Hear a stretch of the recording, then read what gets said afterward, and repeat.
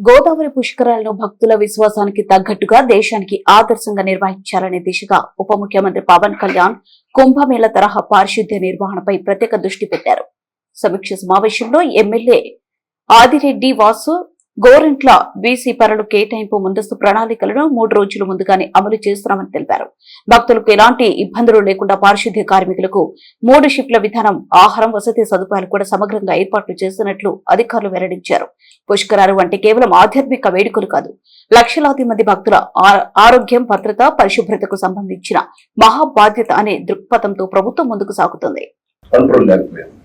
చాలా అడ్వాన్స్ గా minimum 3 days ముందు నుంచి అందరినీ ఎక్కడికెక్కడ డ్యూటీలు అప్ చెప్పాల్సిన అవసరం ఉంటుంది. 3 shifts నడవాలి సార్. శానిటేషన్ వరకు 3 shifts నడుస్తాయి.